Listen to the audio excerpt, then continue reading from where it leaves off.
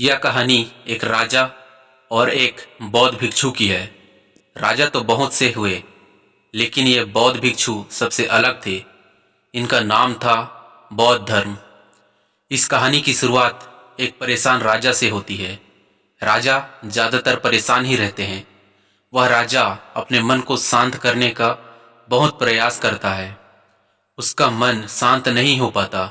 वह अपने राज्य के बड़े बड़े विद्वानों को अपने महल में बुलाता है और उनसे उपाय पूछता है।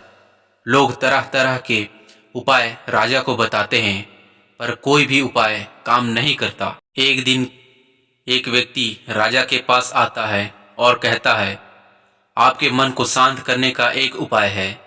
राजा उस व्यक्ति की बात सुनकर बहुत खुश हो जाता है और उस व्यक्ति से कहता है, यदि तुमने ऐसा कर दिया तो मैं तुम्हें उतना धन दूंगा जितना तुम मुझसे मांगोगे।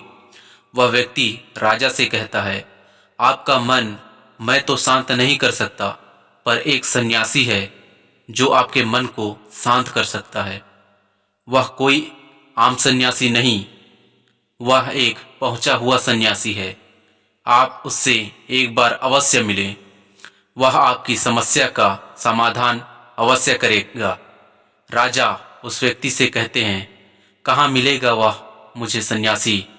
वह व्यक्ति राजा से कहता है, यहाँ से कुछ दूर जंगल में उसकी एक छोटी सी कुटिया है। राजा अपने कुछ सैनिकों के साथ उस सन्यासी के पास पहुंचता है और बौद्ध धर्म से कहता है, मैंने सुना है आप बहुत पहुंचे हुए सन्यासी हैं।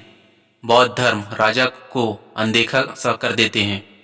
राजा सोचता है कि शायद बौद्ध धर्म ने मुझे सुना ही नहीं।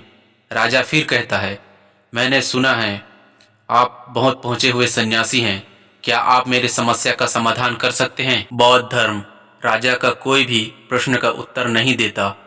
राजा मन ही मन सोचता है कि बौद्ध धर्म उसे कोई उत्तर क्यों नहीं दे रहे हैं। राजा मुद्दे की बात पर आता है। राजा बौद्ध धर्म से पूछता है, क्या आप मेरे मन को शांत कर सकते हैं? बौद्ध धर्म मुस्कुराते हैं और राजा से पूछता है, तुम्हारा मन अशांत क्यों है? राजा कहता है, वैसे तो मेरे पास कोई भी चीज की कमी नहीं है। धन मेरे पास इतना है जिसका मुझे खुद अंदाजा नहीं। सभी सुख सुविधाएं हैं। लोगों के मन में मेरे लिए आदर है। मैंने बहुत सारे दान पुण्य भी किए हैं, पर बस एक चीज की कमी है, मेरे अंदर मेरा मन अशांत रहता है। यदि यह कभी कभी शांत हो भी जाता है तो यह फिर से अशांत हो जाता है। क्या आप मेरे मन को शांत कर सकते हैं? मैं बड़ी आशा लेकर आपके पास आया हूँ। बाकी तो मैंने सब उपाय कर लिए हैं, बस आप ही मेरी अंतिम आशा हो। बौद्ध धर्म उस राजा से कहते हैं, बिल्कुल मैं तुम्हारे मन को शांत कर सकता हूँ। राजा बहुत खुश होता है। राजा कहता है, उसके लिए मुझे क्या करना होगा? बौद्ध धर्म मुस्कुराते हैं और कहते हैं, कल सुबह तुम मेरे पास आना, पर ध्यान रहे कि अकेले ही आना। राजा कहता है, ठीक है, मैं कल सुबह आपके पास आ जाऊंगा। बौद्ध धर्म कहते हैं, पर एक बात और ध्यान रहे, अपने अशांत मन को अपने साथ लाना। राजा सुनकर चौंकता है और सोचता है, यह कैसी बात कही बौद्ध धर्म ने। राजा कहता है, आपने क्या कहा? कृपया करके एक बार और बताएंगे?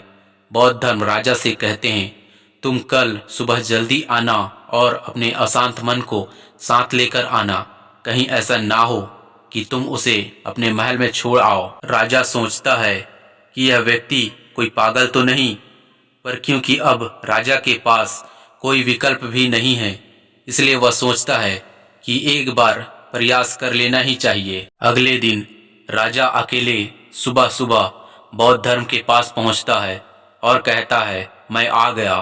बौद्ध धर्म उस राजा से कहते हैं, तुम तो आ गए, ठीक है, लेकिन तुम्हारा अशांत मन कहाँ है? लाओ उसे मुझे दे दो, मैं उसे अभी शांत करके तुम्हें देता हूँ। राजा कहता है, आप यह कैसी बात कर रहे हैं? आप इतने पहुंचे हुए सन्यासी होकर यह भी नहीं जानते कि मन कोई ऐसी वस्तु नहीं जिसे मैं उठाकर आपको दे दूं। मन तो मेरे भीतर है। बौद्ध धर्म उस राजा से कहते हैं, ठीक है, बैठ जाओ। और अपनी आंखें बंद करके उस अशांत मन को अपने भीतर खोजो। राजा अपनी आंखें बंद करके उस अशांत मन को अपने भीतर खोजने का प्रयास करता है। बहुत देर आंख बंद करके बैठे रहने के बाद बौद्ध धर्म राजा के कंधे पर हाथ रखते हैं और कहते हैं, आंख खोलो। राजा अपनी आंखें खोलता है। बौद्ध धर्म उस राजा से पूछते हैं, क्या तुम्हें तुम्हारा अशांत मन मिला? राजा कहता है, नहीं। बौद्ध धर्म राजा से कहते हैं, कोई बात नहीं, अब तुम कल प्रयास करना, आज के लिए इतना खोज पर्याप्त है। राजा अपने महल को चला जाता है। अगले दिन सुबह राजा फिर बौद्ध धर्म के पास आता है और वैसे ही कहता है जैसे कल बौद्ध धर्म ने बताया था। राजा बैठ जाता है और अपनी आंखें बंद कर लेता है और अपने उस अशांत मन को अपने भीतर ढूंढने का प्रयास करता है। बहुत देर तक राजा बैठा रहा। बौद्ध धर्म फिर से राजा के कंधे पर हाथ रखते हैं और कहते हैं, क्या तुम्हें तुम्हारा अशांत मन मिला? राजा बड़ी शांत आवाज में बौद्ध धर्म से कहता है, नहीं। बौद्ध धर्म ने राजा से कहा, कोई बात नहीं, आज के लिए इतना प्रयास काफी है, अब तुम कल आना। अगले दिन सुबह राजा फिर बौद्ध धर्म के पास आया और वैसे ही करता है जैसे पूरे 2 दिन से कर रहा था।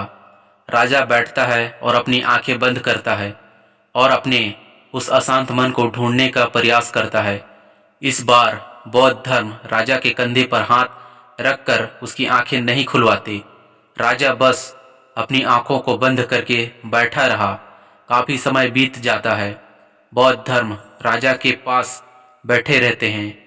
पूरा दिन बीत जाता है, पूरी रात बीत जाती है, पर राजा आंखें बंद करके अपने उस अशांत मन को ढूंढ रहा होता है। अगले दिन सुबह राजा की आंखें खुलती है और जैसे ही राजा की आंखें खुलती है, राजा अपने सिर को बौद्ध धर्म के चरणों में रख देता है और कहता है, मुझे मेरा अशांत मन तो कहीं नहीं मिला, पर वह शांति जरूर मिल गई जिसकी तलाश में अब तक भटक रहा था।